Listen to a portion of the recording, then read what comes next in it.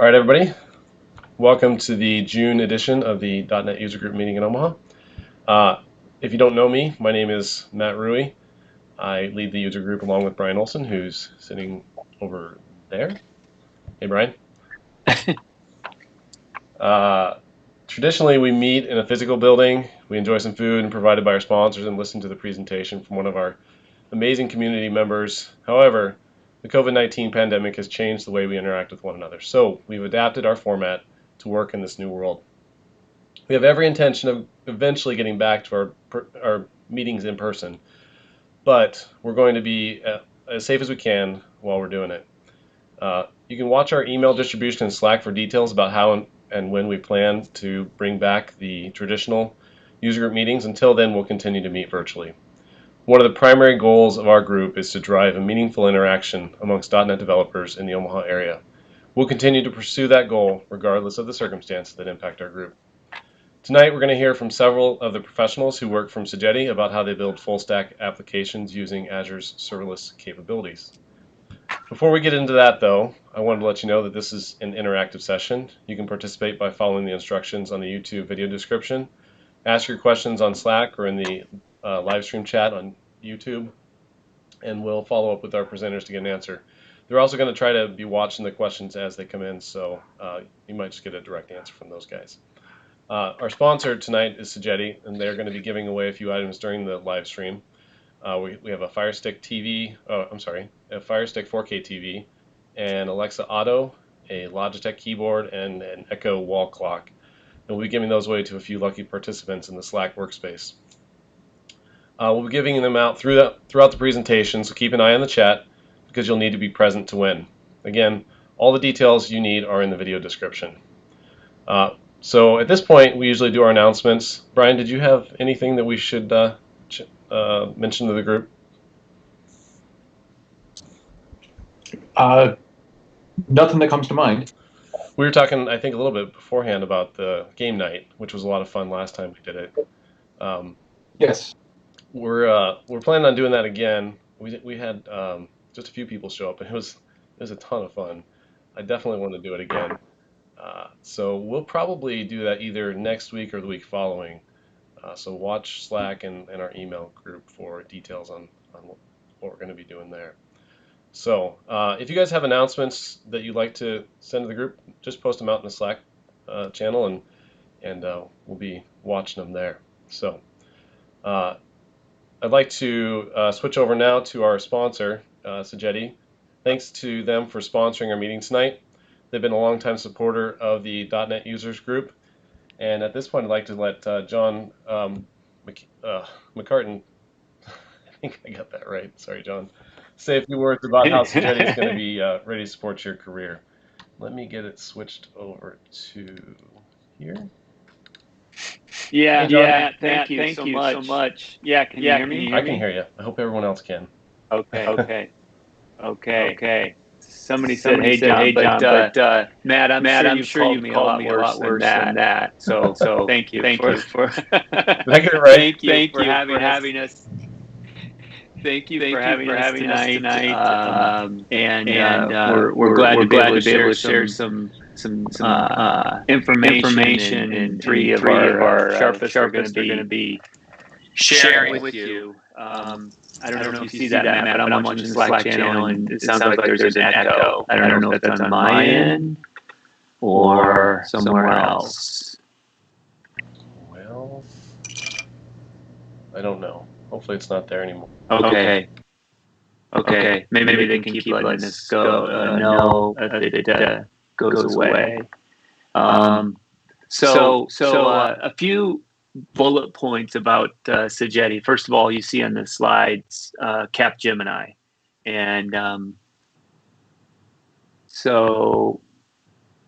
echo's still there. Capgemini is our parent. Okay.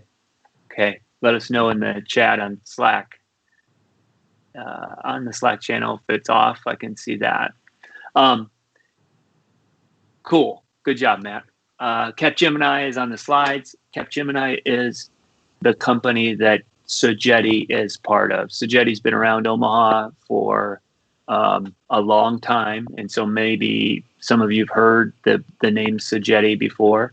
Capgemini, not so much, but you'll see at the end we have our logo that's still Sogeti, and we'll talk about that. So, Matt, if we move forward, what we're all about is it's truly a global company that executes on consulting, technology services, and digital transformation, which is a hugely overused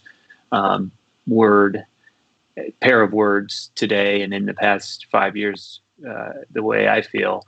But the sense is we help people grow their business, solve problems, increase revenue, or decrease costs. And we do that many times through an IT solution. The people that deliver it, though, are the people that are the assets that we bring to the table. They're at the center of everything we do, both with technology, with our clients. And if there is no person, the AI, if you will, can't write code. The AI can't execute. Some people would argue with me. I don't think Elon would, but the people are the thing that matter. The other thing that shapes our people are our 7 values that have been with the company since its founding in 1967. When we're making decisions, we look at these 7 values and see how the decision holds up against all of these. So the organization has 225,000 people. It's actually a little north of that now. We just completed an acquisition of a company called Altran in France. So it's a little north of 225, 120 nationalities, and we are in over 50 countries. A few things about the history. Here I have an updated number of 270,000 employees. I missed the 225. Altran brought us a few folks. We were founded in 1967, so we've been around a long time. Latest revenue is 15 billion, actually euros, but 15 billion in revenue in 2019. And in 2019, we had 7% year-over-year growth. On the right there, you see kind of how we break our business out in one view. You've heard all of these terms before, but again, essentially what we're doing is we're helping people solve technology problems. And as consultants, we get to do a lot of neat stuff and get to be out on the forefront and learn and take ideas, as Paul Hermelin says on the top there, from ideas to real world solutions at scale and very quickly. So as you might imagine, lots of cloud activity, lots of new emerging technology. This eye chart here, we're not going to go through because we wouldn't want to do that. But the deal is here, I'm giving you a sense of kind of another view of our business. So some different areas that we deliver on as far as for our clients in all of those countries. We also do have a significant India delivery center. About 100,000 people deliver for us in India and add a lot of value to the teams. So I said we would take a look at that. You see on the bottom right there, the Sogeti red. That I is intended to keep our heritage. If you remember or recall the Sogeti spade, the red color or orangish red, that is Sogeti red.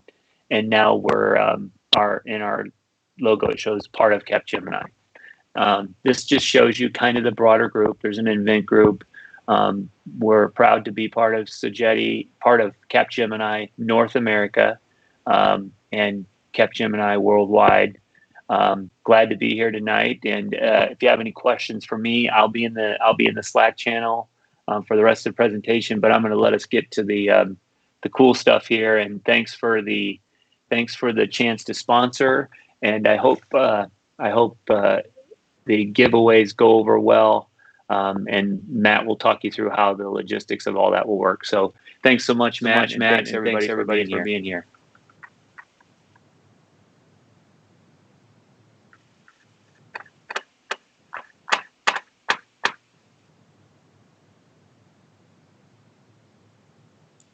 I think Matt was going to come back on, but I'm not sure. I was muted.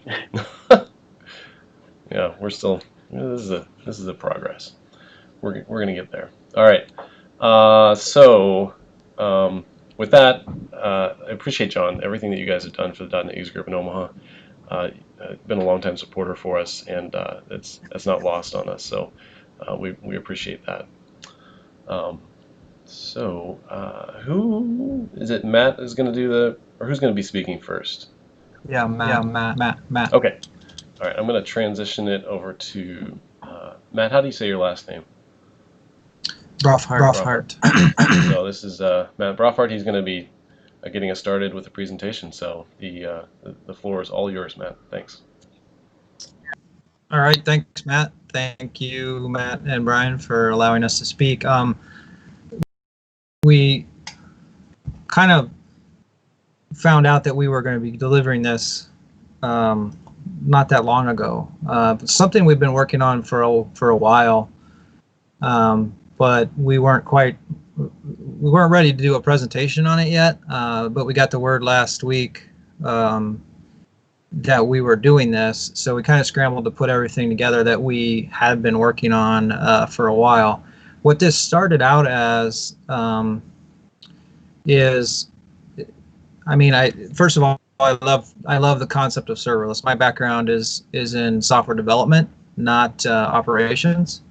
And I think, given that this is a .NET Users Group, I think I'm in good company here when I say the operations team usually gets in my way. Now they have things to say about me as well, but when I first started looking into serverless, I got super excited about this because it meant that some of the traditional things that we think of as ops are no longer necessary. But that's not the only reason. Other than a passion for it, our goal here was to train our consultants in the Azure stack and the Azure resources that were available, and also train our consultants to be able to, excuse me, to be able to go and work in an Agile environment using an Agile work management tool, to work in a development team environment where you're using Git repos, sharing code, sharing repos, and just be able to learn how to develop software so that we can onboard them to the projects that we ultimately are planning to deliver for our clients. So it really started out as kind of an internal hackathon to say, hey, can we build a full stack enterprise web application with this serverless stuff that Azure's got? And if so, let's do it. Let's analyze this. Let's show people that we can do it. So this is kind of the team that has been working on the core of this application. There's a few others that with the company that have contributed, but I'm Matt Brofhart. I'm solutions architect for Sagetti. In a little bit, pretty soon, Brandon Sharp's going to be showing you some stuff, and then I'm going to hand it off to Corey Gideon. Robert Duvall was a major contributor to this. He unfortunately couldn't be with us for this presentation, but he did a lot of the work on this. So go to the next slide here. So what is serverless? I didn't get a chance to really vet the group as to your overall knowledge with serverless or experience with serverless. So kind of going into this, that you maybe know a little bit about serverless, but maybe haven't used it. So serverless doesn't necessarily mean that there are no servers. It just means that you don't have to worry about the servers, right? So all of the server infrastructure, traditionally what would be hardware, VMware, racks in your data center or somebody's data center are hosted in Azure, and you don't have to worry about maintaining any of that stuff, right? So there's no patches, there's no reboots, there's no updates, there's no upgrades, none of that stuff. It also is synonymous with platform as a service. So platform as a service would mean, things like, and we'll get into this in a little more detail, but things like running your web application on an app service plan, or using a SQL server that is hosted on Azure. Function as a service is a newer concept, and really, to me, is what makes serverless work. It's what makes it awesome to me, and it shows a lot of promise. I don't know that we have wide stream adoption of this yet in the industry, but we're getting there. There was some fumbling on this early on, but we're starting to see some good maturity now. So it's looking very optimistic. Back end as a service, again, that your database is server considered back end as a service. So these three things are kind of all synonymous with what we mean when we talk about serverless.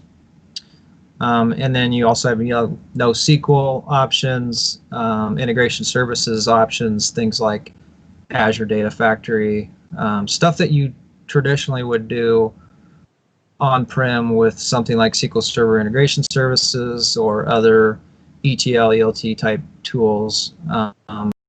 Azure has these as what they call their integration services. And then a lot of ways, serverless kind of enables DevOps practices, right? So it makes DevOps easier.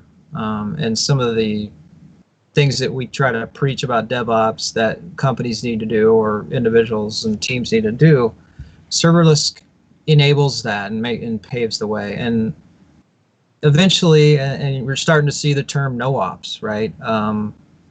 Which is what I was alluding to when I started this presentation, and that kind of was my dream with serverless, is that we don't need ops anymore. Either developers become ops or ops becomes developers, or we combine together and we become DevOps, the magical unicorn that everybody's striving for. And serverless also enables the microservices architecture and the microservices platforms. So go to the next slide. So here's some of the serverless resources that you can leverage in Azure. Storage accounts. So this would be your blob storage accounts that contain table storage, like a NoSQL storage account, and then also you can have file storage. And this is a serverless concept in Azure. Functions, which are functions as a service, and then logic apps, where you can orchestrate workflows with low code or no code solutions, calling out to different APIs or event grids, event service bus, API gateway, that kind of thing. I'm not going to go through all of these services just because I'm not an expert in all these things.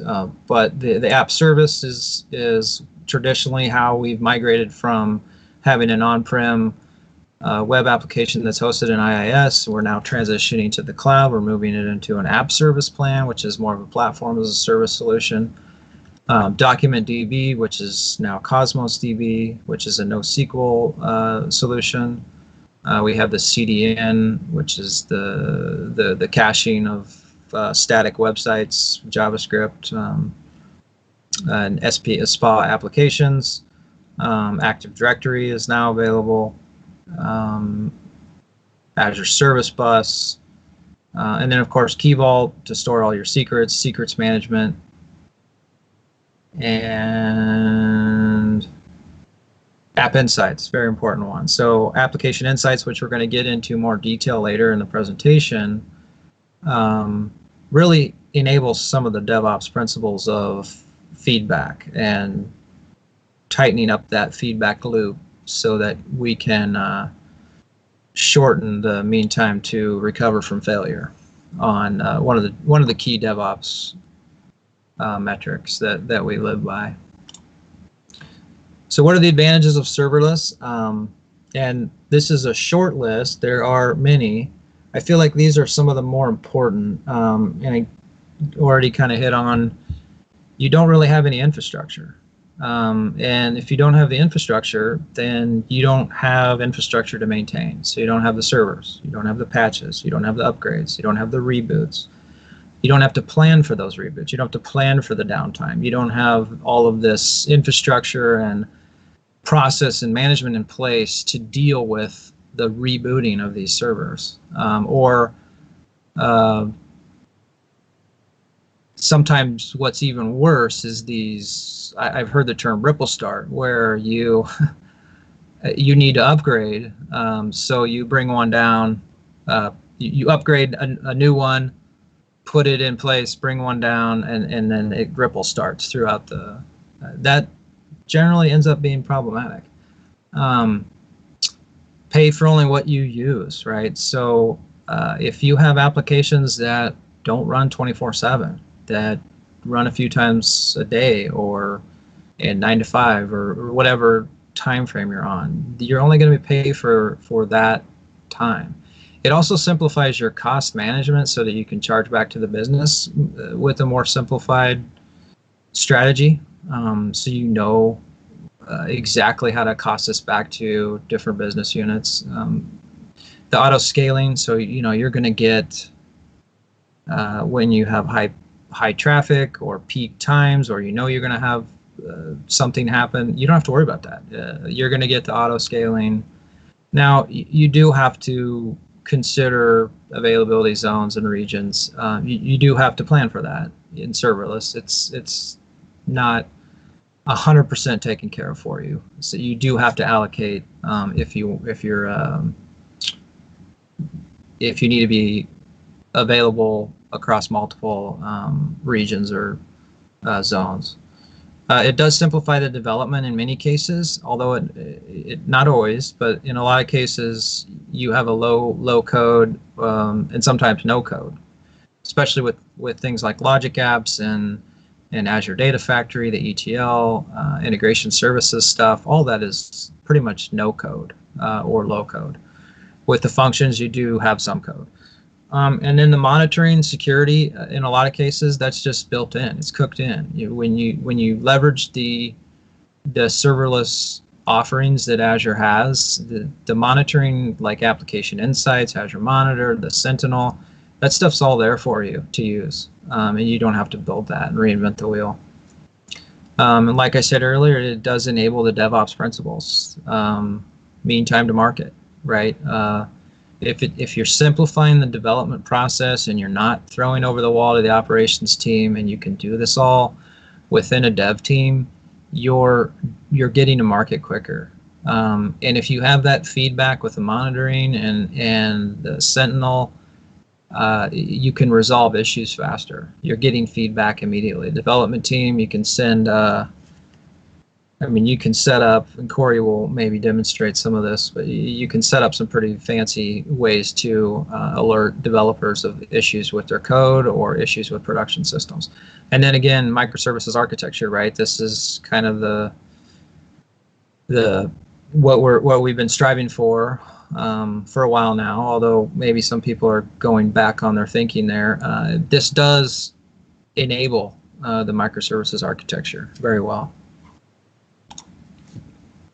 So this is a reference architecture for a serverless web application using Azure resources. So you'd have, using the static website, web page hosting, which is blob storage, that's where your SPA app, single page application, either Angular, React, or your SPA d'Azure that you want to use, would be hosted in a blob storage account, which very low cost. It's minimal cost because it's not consuming CPU and memory, except for when it gets hit and downloaded to the client. So it's very low cost. Then a CDN to host that content across different regions, also very low cost. And then you would have an API management, API gateway in Azure to handle your RESTful calls.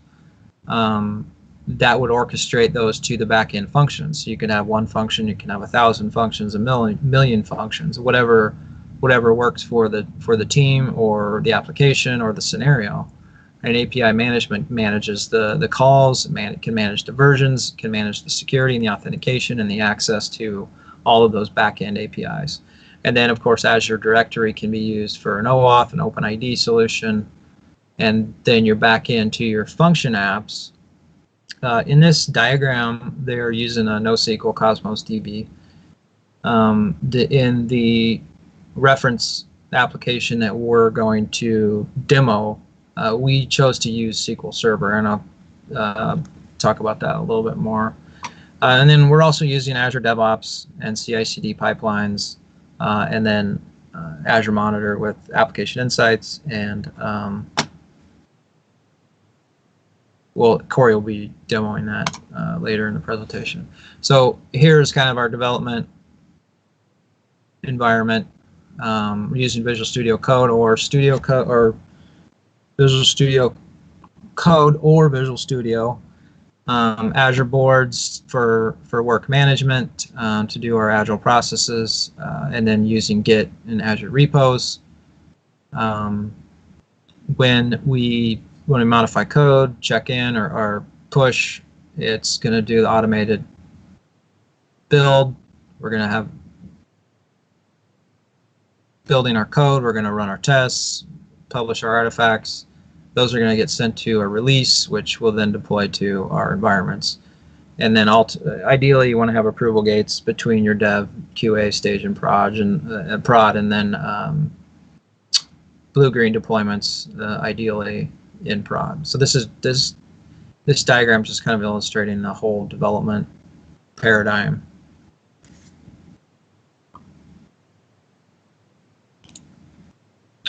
Okay, before I go any further, now we're going to get into some examples and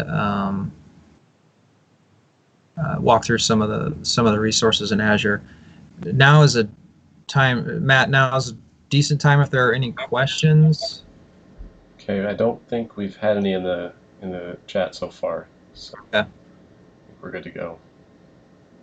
And how am I doing on time? We're about 6:30, so Okay. you're good.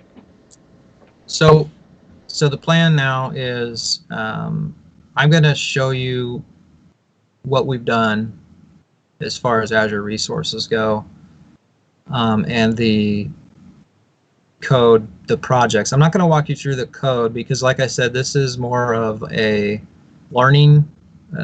We've used this learning for our consultants internally to learn Azure and to prove that serverless is viable for our clients.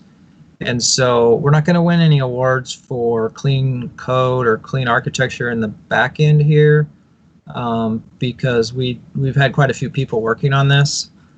I'm not going to go into a dissertation on how well our code is, but I am going to switch over to here.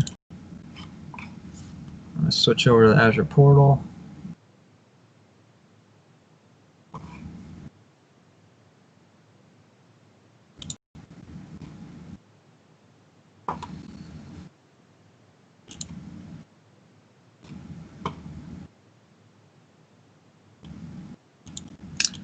Okay, how's that for screen size? Is that too small?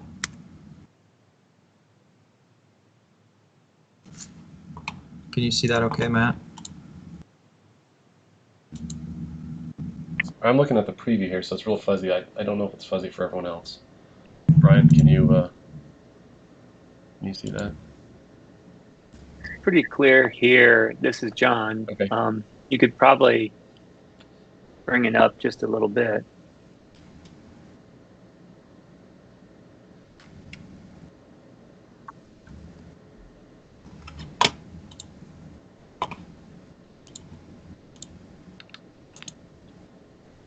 Okay, so I have with Sogeti, we get $150 a month credit with our enterprise, with our MSD and enterprise license, and so we're always trying to keep our monthly spend in Azure under $150 to make sure we don't go over, because then we'd have to pay for it out of pocket, or we get shut down.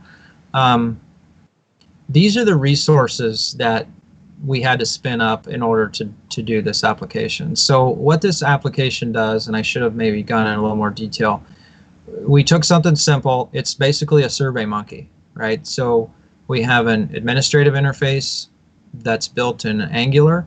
It's an Angular SPA application that you log into with Active Directory authentication. You can go create a new survey and add questions to that survey, and then publish the survey. And then we created another SPA Angular app that is the user interface, where the user can come and select the survey from a list of surveys, and then it will throw the questions up and they can answer those questions. So the questions are based on Net Promoter Score, Likert scale, strongly agree, strongly disagree. In order to do that application, we created a SQL database. We created 2 function applications, one for the UI and one for the user interface and one for the administrative interface. And then we created a blob storage static web hosting account to host the SPA application. So these are all the resources that was required to do that. When you create this here, you'll see is a Sogeti serverless demo. This is a function API, and so is the Sogeti survey admin questionnaire. Those 2 are the function APIs. In order to create those, they also have to have the app service plan behind them, and the app service, and the storage account. So when you create the function, you automatically get the app service plan, the app service, and the storage account. Then we also elected to add application insights, so both functions have an application insights resource. The database, which is SQL Server, there's 2 resources that show up here. One is the server, one is the database, but it's a serverless instance of SQL Server. And then the static the static website hosting is just one resource storage account, so it's very simple.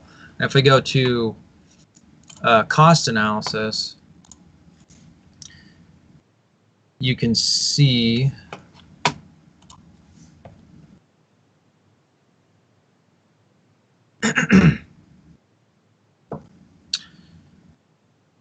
most of my costs are from, and I think because my billing cycle has not started over yet, for the most part, I have a virtual machine on here that I use for development, and most of my costs are from that. $12.62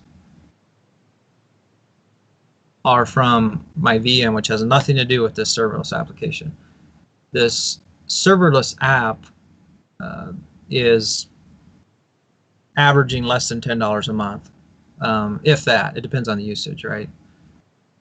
And so when you're not using it, it's very inexpensive. When, of course, if you need it and you need to scale up, then it's going to cost, and we'll get into that more in a little bit. So what we're going to do, we're going to walk you through the demo, we're going to walk through the application, and then we're going to send a link out to everybody to hit the user interface, where you can choose the survey that we're creating and then answer those questions and submit it. And then once you do that, we'll be able to show the metrics on application insights and usage as to what's happening. And now there is a delay there, so hopefully our timing will be right when we do that. So now I am going to turn it over to Brandon. Before I do that, Visual Studio. So in order to do the function, we essentially have 2 projects. One is the user API, and the other one is the administrative API. This is the user API, very straightforward function project. It basically has one function call in it, and I'm not going to go into the code too much because RJ didn't join us, and RJ is the one that built this code, so he would get mad at me for sharing his code without him knowing about it. But essentially, what I do want to show you here is that it's very simple. There's two projects. It's a function project, which is the API, and then Brandon is going to show you the two Angular projects, one for user and one for admin, and also walk you through the Azure resources in a little bit more depth. So I'm going to turn it over, Matt. I'm going to turn it over to Brandon now. Okay. So I got to transition screen up for you guys so we can see you all. Brandon, did you want to use Matt's screen share? No, I'm gonna start sharing myself. While we're waiting for things down and Matt, I think they did a good job kind of detailing out the aspects of Azure and serverless architecture. I also want to prefix this with, you might hear some kids playing and around me here. I'm kind of segregated off in my house. However, I do have windows open and stuff like that. So I want to apologize now if you hear anything like What that. we live in. The next thing I want to prefix with is I'm not the best public speaker. Nobody's going to hire me to come talk to colleges or anything like that. So if I kind of stumble around a few words or something like that, y'all please forgive me. We'll get through it together, I promise. I'm also watching the static channel. Somebody said they're hearing an echo. Is anybody else hearing that?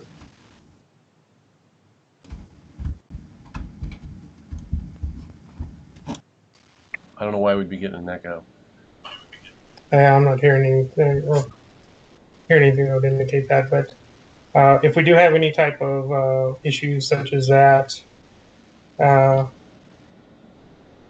let me know. We'll try to get them addressed. If there's any questions, please post them in the Slack channel, and I will get them addressed as soon as I can. Other than that, can everybody see my screen now? You should be looking at Microsoft Azure, questionnaire, static host. It's up. Okay. All right, well, then we'll get started. So, as Matt said, we kind of kicked this off late last week. Did a little bit of scrambling, but I think for the most part, a lot of it was in really good shape, and then we just kind of picked it up and cleaned it up and got it ready. Some of it was really interesting, trying to figure out how to get, Azure AD hooked up and different things like that. So what I'm going to kind of demo or show you is some of the static hosting side of things, the Angular website. Like Mike said, I probably won't go into the code too much. It's a basic Angular site. I'm sure most of the individuals on this call have seen it before. There's nothing really special about it. To give you a preview, you can't get much more basic than this, right? It is Angular 101. So the services are used to make the calls to the function. Really, really clean, basic stuff when you're developing with a SPA front end, calling out to these services. Then we just have a static storage account that is used to host the static website. So you'll see that by when you're looking at your Azure account. Once you create one, you'll be able to see the cores and your static website, different settings, the overall overview. Again, please feel free to ask questions. Go into your containers. You usually have a $logs or $web prefixed container. Inside the container, should hold the files for your Angular website. It's all pretty lightweight, pretty clean stuff.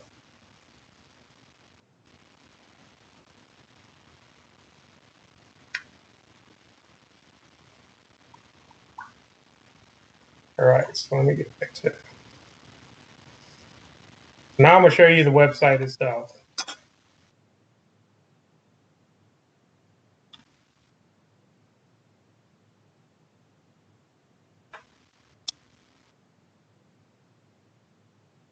So this is the admin website that we created. Log out of this. And we wired it through the Azure AD. So after I log out, it should spin back up. So that's my credentials. Log in. You might have to provide or accept access. But once you do that, then you should be able to go onto the site. I'm creating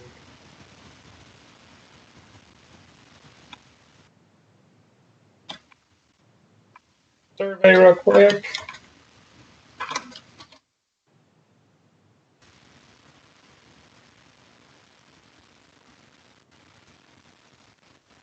Now in the back end, this is calling one of the functions that we had created called create survey.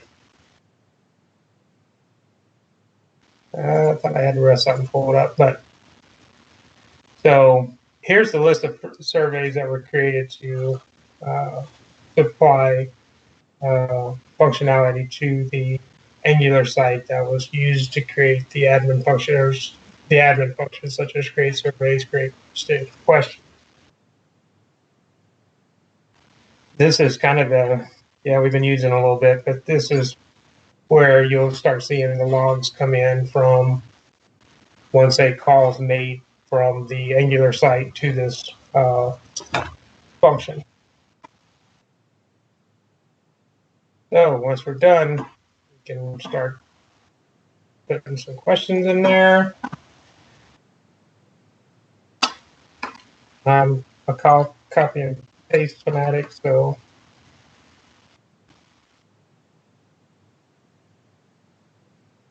I can create the survey real quick that y'all will be completing, or hopefully y'all will be completing at the end of this demo.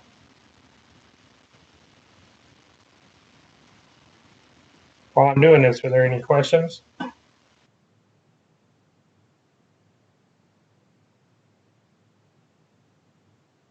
In your quiet channel.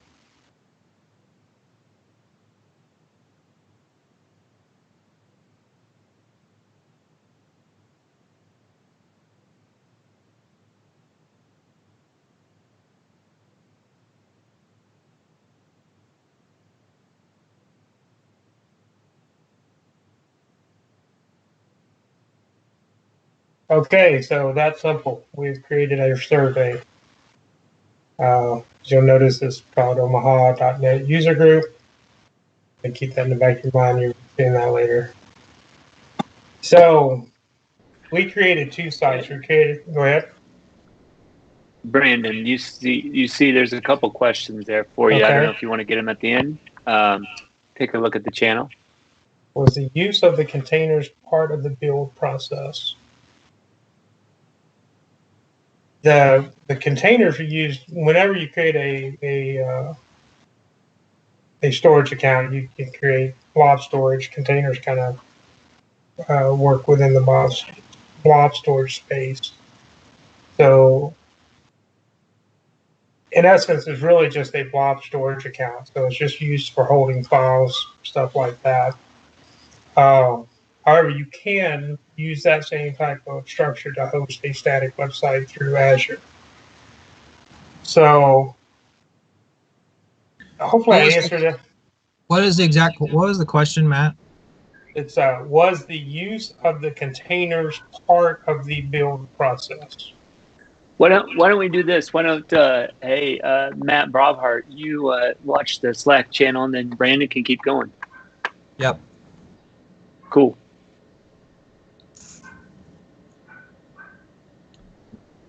Okay. The other question is where are these survey questions and subsequent answers stored?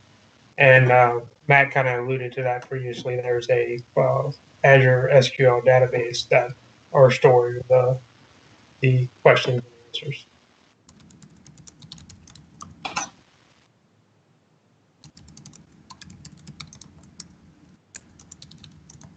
All right, so we created 2 websites for this. One for an admin website that would handle all the creations of surveys and the questions of or creation of the questions for those surveys.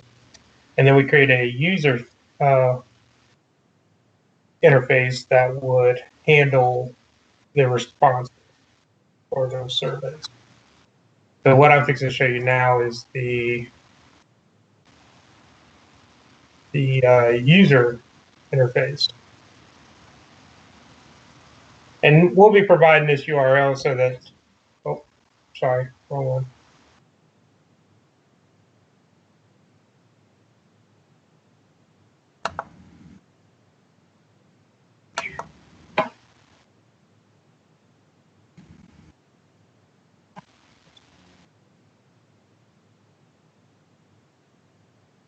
And this one was set up the same way as a static website using blob storage.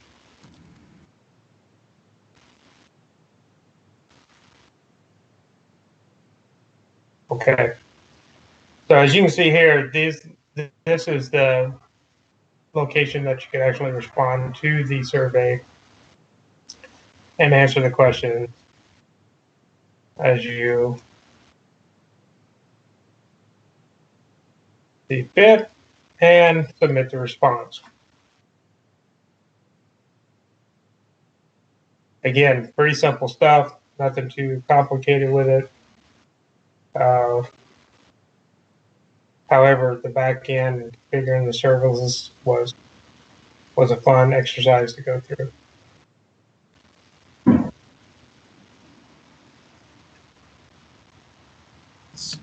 Okay, do you want to turn it back over to me, Matt? Yep. I need to turn it back. I need to turn it over to you. Matt does it. Yeah. Matt has the magic wand. This is confusing, but Matt, you want me to show you in the screen share, right? Screen share, yeah. Yeah, drop screen share. Yep, I still see your screen, Brandon. Let me. And Brandon, can you share that link with Matt so that he can put it in the Slack channel? I sure will. 30 seconds is up. I sure will. So, yeah, the next step is we'll send that link out to everybody on the call, and if you all can go to that link, answer the questions, then the application insights monitoring should pick that activity up, which we will then be able to show after Corey is done talking about what application insights is and how to leverage that. So actually, Corey, do you want me to share the PowerPoint, or are you going to share the PowerPoint? I can share it. Okay. I can share it. Corey's got the screen. Thank you, Brandon. Thank you, Brandon. Nice job. I like those questions. I like those questions. Oh, by the way, let me just to show everybody that this is real. To show everybody that this is real. Let me share my screen quick. Let me share my screen quick. Matt? Yeah. Let me know when you get the URL. Link the URL. Gotcha. Hold on a second. There we are.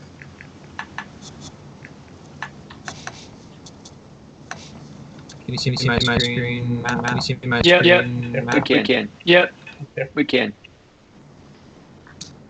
So these are this is the database. There's 3 tables: the survey table, the questions table, and then the responses table that Brandon just used the interface to create that. The survey. Oh, it's like we're already getting some answers. So people are using it. Good. All right. So I'm going to turn it over to Corey now. Talk about application insights. Did we get the link posted out into the Slack channel? Do I need to? Slack channel? The chat. So if you just want to push it out there, that'd be fine. Yeah, I don't see it in there yet. Yeah, I don't see it in there yet. So I'm not. Yep. So I'm not. How are we getting those responses already? Somebody else. Alright, I just posted it out there. Brandon, was that you? Brandon, was that you with those responses? One of them should have been me. And then somebody else must have responded. There were 5 questions. There were 5 questions, right? Six. Yeah. So we have 2 responses. Two different people responded already. Yeah. I'm sharing my screen now. Let me know if you can see it. I can see a PowerPoint presentation with application insights on it. Yep. Okay. All right, cool. So thanks, Matt and Brandon and everybody. So let's go into a pretty high-level overview of what App Insights is and some and how it works from a high level. So App Insights, as I'm sure most of you know, is it's an APM, Application Performance Management Service, and it detects your performance anomalies, so your exceptions, requests, things like that. And I'll show you some of that in the portal here in a little bit. And it's not a .NET exclusive product. It also works with Java, Node.js, and Python. And you can also get some mobile telemetry via Visual Studio App Center in your App Insights. This also works. It takes a little bit of doing, but you can use it in your on-prem and hybrid cloud solutions as well. So, how does App Insights work? What we do with App Insights is you install a package, and I will show you that over here. So in the CS Pro, you do a NuGet package install for Application Insights, and then there's another one that you can install to get your metrics, and that's this Application Insights Perf Counter Collector. You can also see that. No, not going to do that right now. Sorry, my VS Code is a little finicky today. But you basically, if you want your App Insights and your metrics, you install these 2 products from Microsoft, and then you just redeploy your code. It's that simple. So we're doing, like, if we have a web app and a web service and a background service, all of the App Insight, you create a App Insight product or a platform for each of these, and it aggregates all those events, and you can query them in the portal. You can pull them through Power BI. You can set up alerts. They're queryable through a REST API. There's just a lot of information can be gathered from these insights. A couple other things that are really helping to gather information and really control your applications and your service app services is Azure Metrics. It's built in for web apps, mobile, and APIs, and you can review your quotas and your metrics for an app or an app service plan.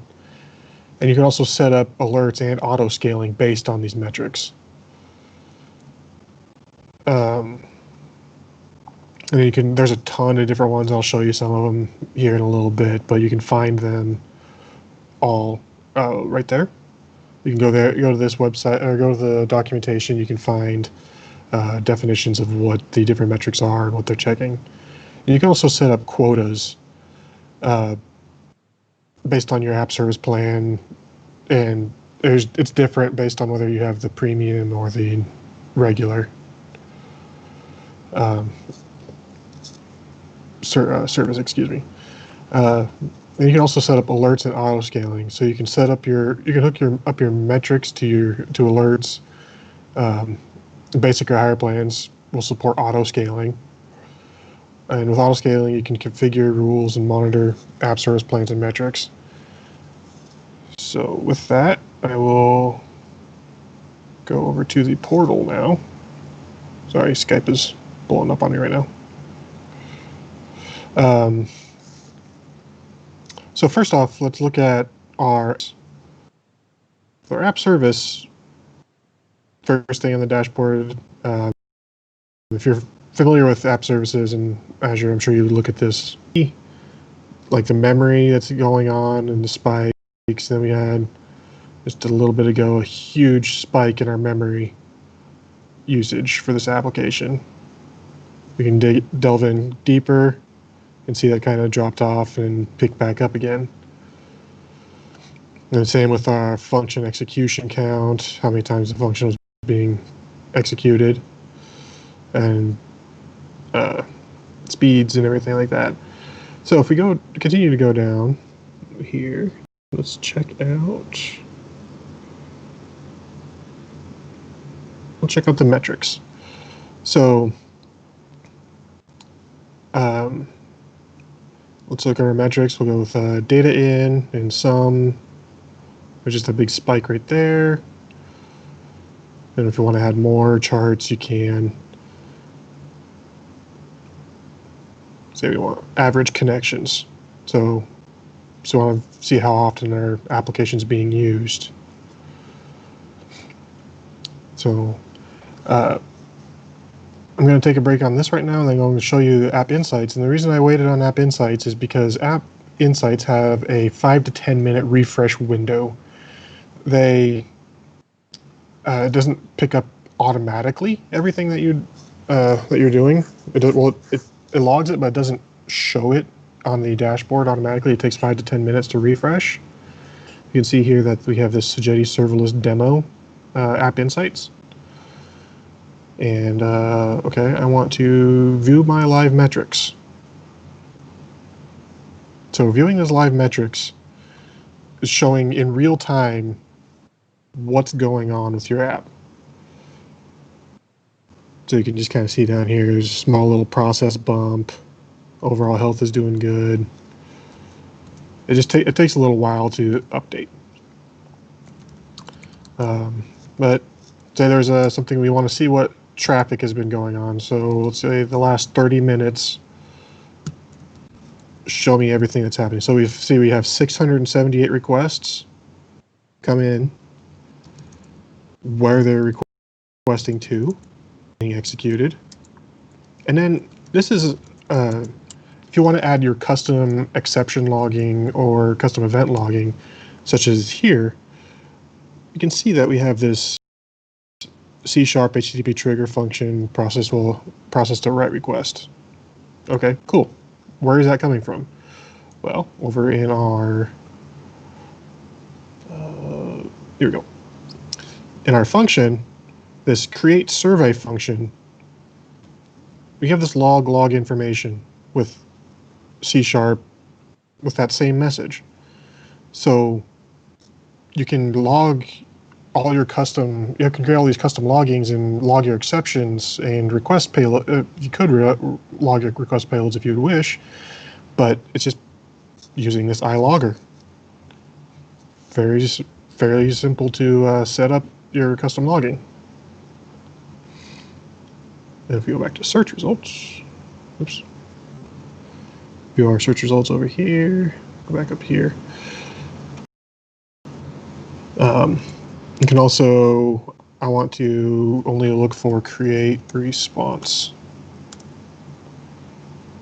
You can filter through it and find just Like if you have an exception message that your customers are experiencing, or that you're seeing in your other server logs, or you know this exception's happening, you can search for a specific exception and find that within your App Insights, so you can dig into the stack trace and everything and get quicker access to what's happened. Let's go ahead and take a look at alerts then. So I'm going to go back to the function, and we're going to go down to alerts. So let's go ahead, and I want to create a new alert for this. Okay, so we're creating a new alert on the Sogeti serverless demo with this subscription. So what conditions do we want to do? This is that metrics conditions that I had hinted at earlier. There's quite a few options that you can use. Let's say HTTP server errors over the last 24 hours. Okay, cool. So starting to create an alert. We'll go with a dynamic, or we'll go with static. So if there's more greater than or equal to, so if there's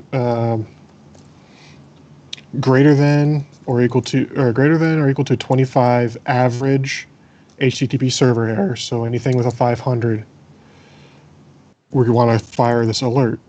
We want to do this every 15 minutes, and it'll evaluate every minute. Done. And you can see here, the cost is constant. It's 10 cents per condition. So it's very cheap to set up these conditions. Well, what do we want to do with this? Well, let's set up an action. We have this email manager's action, which is it's a custom one that I created, but let's go in here, email service desk, email desk. So group name, short name, resource group default, you can leave that there. What are we going to do? We're going to email managers. And I want to email Azure Resource Group roles. Select a manager group. We'll go with monitoring contributor, or let's go with owners. Well, then we can also, you can do webhooks, you can do SMS messages, you can call into logic apps, you can call into Azure functions. So a certain occurrence happens or if for some reason you don't want to have auto scaling on, you can have a CPU usage metric or something else in there, some other sort like that, where you can say, hey, we've had 70% CPU usage for the past hour. We need to spin up some more instances. But we're not going to add another one right now. So go OK. And select action group. I'll just use this one for now. Select email managers. Emails are owners. So email manager, security, you can do different severities. We'll say a 500 error or anything like that is a severity 1 error. Create rule. You can see up here it's creating that alert rule. Refresh, and there's our alert. It's a good way to get some custom notifications and just custom insights into the performance and the behavior of your application, what's happening. One other thing I want to show is auto scaling. So we go into our auto scale. You have to go into monitor, and then down here under settings, there's auto scale. Over here, we'll go with custom auto scaling. We start with one instance. So we have scale when based on a metric. And you can read here this is a custom one that you can add. You can just click down here and create a new scale condition. But when the average CPU usage or percentage is greater than 70% usage, we increase our count by 1, and we can have a maximum of 2 instances of this service. And once that's done, we can have it discard that spun up instance. So really, this is a very powerful, using App Insights and your metrics and auto scaling. It gives you some very powerful insights into the performance of your application, the fault tolerance that you can have, or that you have with this. Like, you just can respond to outages and errors much faster. So if you're using Azure, definitely it's worth taking the time to set up your App Insights. It's very simple. You just install that package and you go to your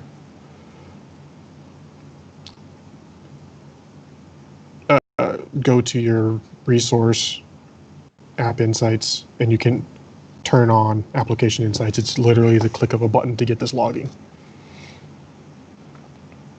So, thank you very much. That's all I had.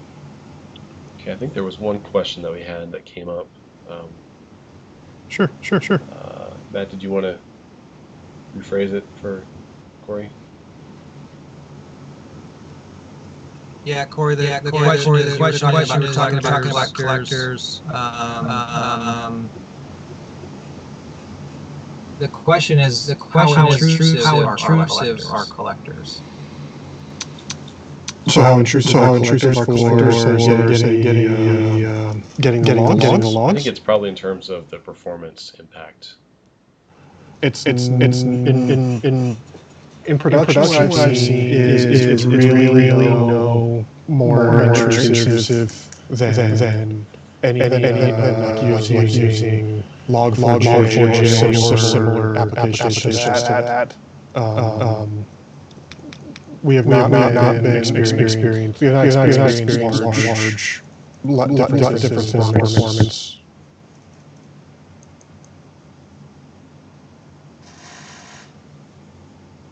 Okay.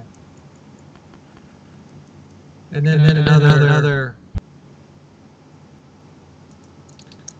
question was about the lag on the information showing up in application sites, and I think the it's not supposed to be high priority traffic. It's supposed to be logs for the most part. Yeah, it is. Go ahead. Sorry, Matt. Yeah, there is the lag, the 5 to 10 minutes lag in App Insights, and unfortunately, that is how Azure handles this, gathering the logs and the information from the app services. It's really for mission critical errors and things like that. I would definitely, I'd probably add another level of more real-time logging on top of this, but I definitely would still continue to have that App Insights because it gives you that historic performance on what has happened in your application. But if it's something that you're really concerned about, like getting your 500, like logging 500 errors or 404s, 401s, things like that, I would definitely look at another sort of logging platform in addition to App Insights, something like Humio or Log4j if you're on the Java platform. Corey, correct me if I'm wrong, but Application Insights is just a extension of Azure Monitor, which basically goes through the Azure logs of any resources that are being used and aggregates that collected data. That's probably why you're seeing a lot of the lag time, is because Azure, the Application Insights it's just a product built on top of all the logging that's within Azure, within its natural stream of work. But Application Insights helps bring more of a user interface to those logs, so you can access it through several different products versus reading raw logs. Exactly. That is exactly what App Insights is. It's basically just a dashboard.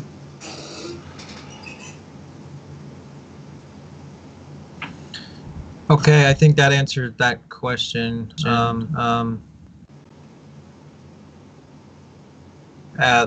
Somebody is talking about billing on Application Insights.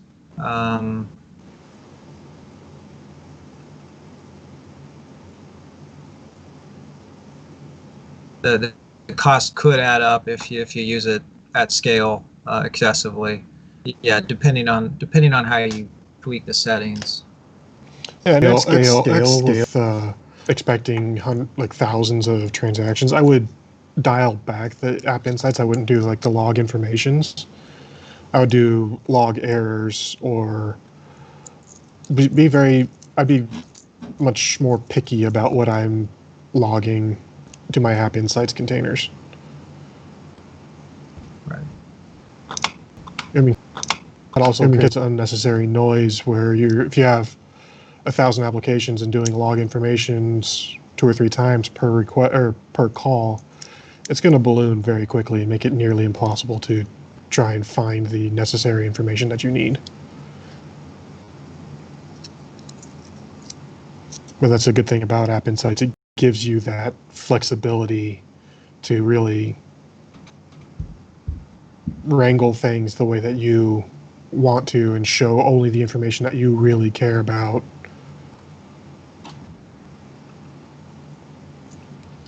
Matt, I have a couple more things to show if you want to. Well, I'll just share my screen, I guess. Okay. This works.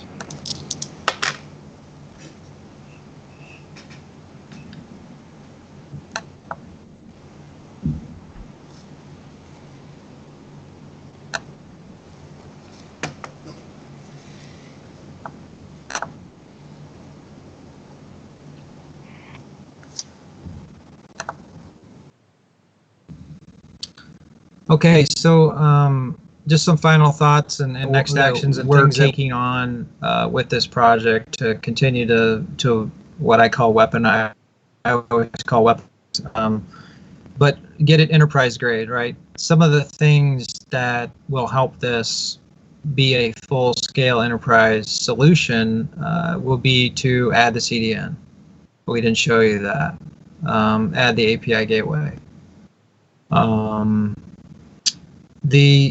the topic of relational SQL versus NoSQL, so we went back and forth on this quite a bit. In this project, originally started out as the use case was we were going to create a full-scale assessment application where you could create surveys, questionnaires, tests, pretty much anything, and then publish multiple versions of that, have users answer it multiple times, save their work, come back, finish it later. More like a learning management system, sort of. And in that scenario, the relational model, we tried to model that out with a NoSQL database, and it just did not work. And I got to the point where I'm like, I'm not going to keep trying to fit the square peg in a round hole, or however that saying goes. And we went back to the relational model, and it just clicked. Everything fell into place. It was much simpler. Now, having said that, what we demoed here today, which is just a survey, would have been much easier to do in a NoSQL, and actually we'd recommend doing that in NoSQL. So next steps would be to switch this over to a NoSQL using the table storage. So table storage is part of the storage account in Azure, and that is much less expensive or cheaper. I use the word cheap. Some people think it has a negative connotation, but where I come from, it has a positive connotation. It's actually good. So it's cheaper, much cheaper to do table storage than to do Cosmos DB. But yeah, again, if you're going to do things at large super scale with high performance across multiple regions or even internationally, then Cosmos DB is the way to go. But for things that need to be relational, SQL relational models still are king. They are, in my opinion, still the way to go. So that's why we did it with SQL. Now, a couple things we learned about SQL Server on Azure during this process. And while we were doing this, Microsoft upgraded their functions from 2 to 3. We went through a .NET Core 3.1 upgrade. So we had all sorts of problems with that. And that's why I say, is this really ready for full enterprise prime time? Well, I think it is now. It probably wasn't when we started. The entity framework was challenging, doing a code first model and then building out, or doing a database first model and then building out your code from the database using scaffolding was challenging because different versions of .NET Core caused us issues, different Visual Studio upgrades caused us issues, and then Entity Framework upgrades caused us issues. That caused us a lot of headaches. I think it's more streamlined and easier now, but it did cause us some problems.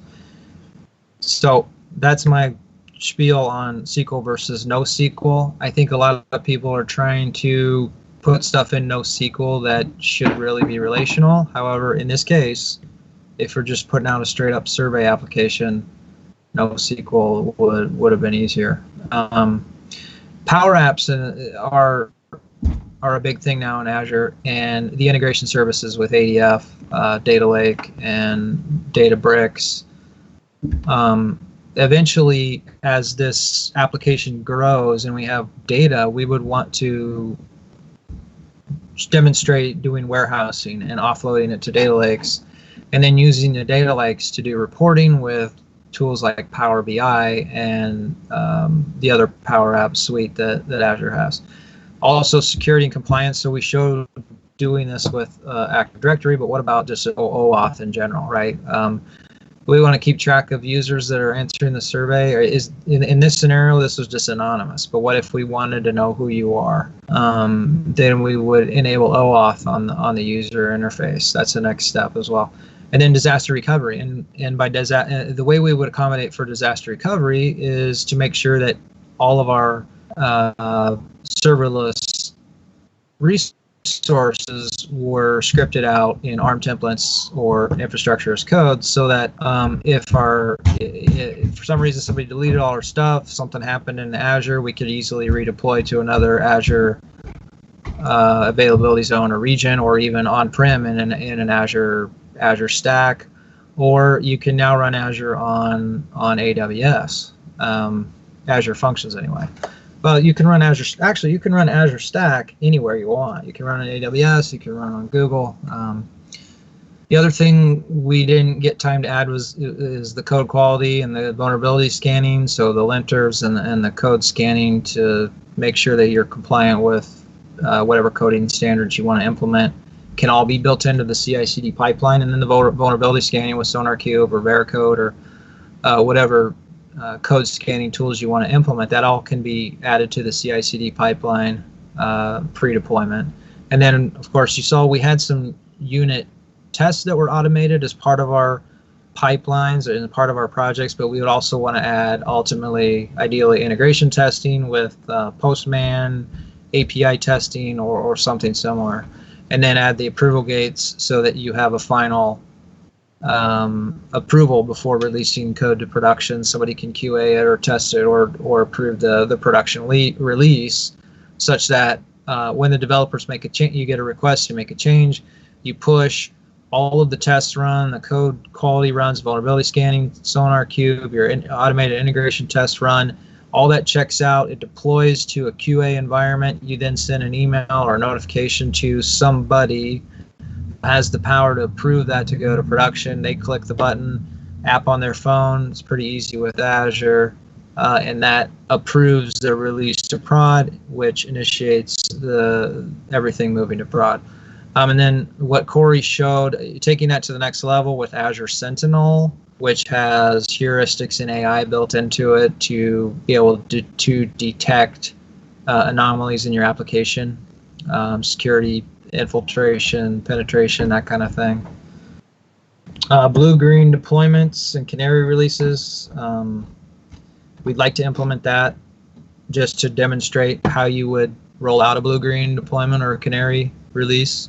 And lastly, disadvantages of serverless. So it's not all grass is greener over here.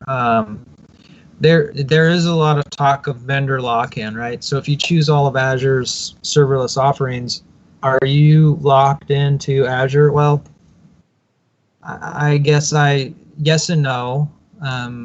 Yes, because you're on Azure Stack, but no, because you can actually move Azure Stack to run on hosts on any provider. So kind of, but if you're already a Microsoft shop and you're already in on Azure, I don't really think that's a good argument. I remember back in the day, people used to argue about database portability between SQL Server and Oracle, but I have yet to find anybody that has done a conversion from SQL to Oracle or vice versa. Actually, maybe a couple Oracle to SQL servers, but it's very rare. Once you're in with a vendor, you usually are going to stay. It's not a good argument, in my opinion. It does require re-architecting your systems. If you're trying to migrate your systems to a serverless model, it's not just a lift and shift. It's not, there's no tool that's going to do this for you. It does require re-architecture. And in some scenarios, serverless costs more. So one of the things we found when we went with the SQL, with the serverless SQL, is that apples to apples, as far as CPU and memory goes, the serverless instance does cost more if it were to run the same amount of time. So if you have an always on, always getting hit scenario application, you're probably going to be better off going with an Azure Kubernetes services like AKS. In managing that on your own, if your system is getting hit constantly. But again, if you re-architect into a more microservices strategy, then the only pieces that need to get hit constantly are those pieces that are getting hit constantly, whereas the rest of your system can spin down, right? So it's kind of 6, 1.5 dozen of the other in some situations where it still could be less expensive to serverless if you do the re-architecture. So that is the end of what we had to present today. I appreciate everyone's time and thank you to Matt and Brian. Are there any questions that we can address? I don't think we have anything in the chat right now, but if anybody has any questions, we'll give you a few seconds here or minutes to do that. We have one more winner to pick for our giveaway prizes, so we can do that right now while we wait. So far we've got, let's see, Vibov won the keyboard. Who else? I think it was it Thomas? Vibov won the keyboard. Thomas Floyd won the Alexa Auto. And Echo Auto lets you make the most of your time in the car. With 8 my Alexa kicked in there. Go away. Careful not to say Alexa. That's hilarious. All right, and we got Kevin Harders who won the. What did he win? I can't even remember. He won something cool. But so the last giveaway is for the Fire Stick 4K TV, not keyboard. So I'm gonna go ahead and run that in there now. So here goes. And Nithya. So Nithya, you need to respond in the channel there and let me know that you're with us, and then we'll get your details, and Sajedi will get that shipped over to you. Were there any other questions? I'll give it another minute or so here. There was a post about serverless applications in AWS and Google, and yes, all of this can, be done in AWS and Google. We specifically were targeting for Azure for this group, but once we get this perfected in Azure, we do plan on replicating the same scenarios in AWS and Google, and then show compare and contrast price differences and that kind of thing. That's kind of a longer term goal for us. Yeah, that's really cool. I'd love to see that. That'd be very valuable. Okay, well, I don't see any other questions. Brian, did you have any questions or closing thoughts for us?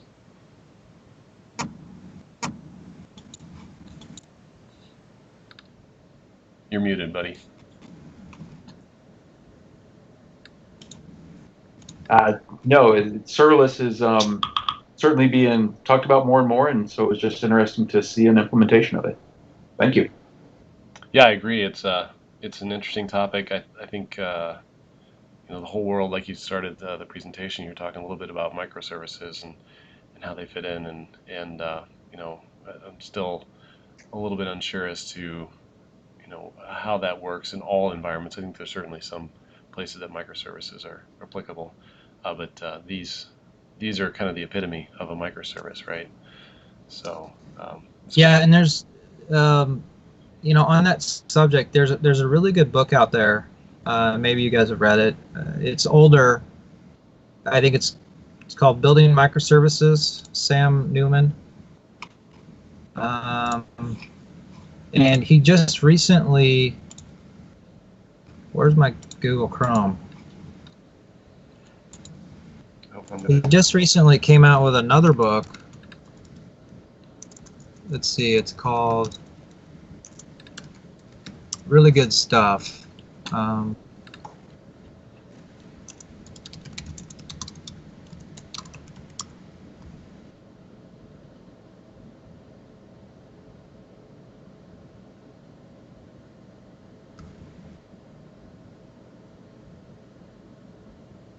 Monolith to Microservices. Okay. This is his new book, which talks about this, exactly what you're talking about. Okay. Yeah. Would you mind pasting that link into the Slack channel so we could check that out? Yep.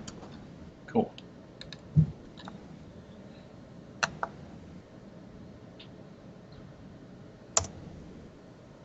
There you go. Awesome. Okay. Yeah, I think it was a great presentation. I appreciate you guys coming over, and thanks again to everyone, Sajedi and you guys for taking the time to put this all together. It's clearly a lot of work that's been devoted to this, so I love seeing it.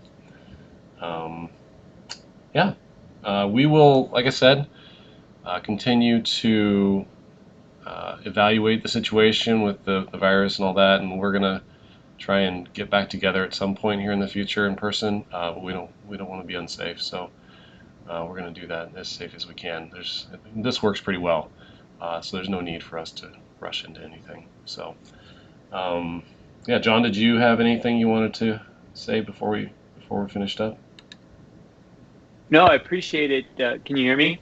Yep. Okay. No. Appreciate you guys be part of your meeting tonight, and hopefully it was useful. And I put my contact information, my email address in the chat, in the channel meeting channel earlier on. So feel free if you want to connect or reach out. Glad to connect on whatever with you. So thanks, Matt. I appreciate it. And Brian, thanks for letting us be part of your meeting. Yeah, it's been a pleasure. Thank you, everyone. All right. Thank you. Thanks, everyone. We will see you next month. Thank you. Bye-bye.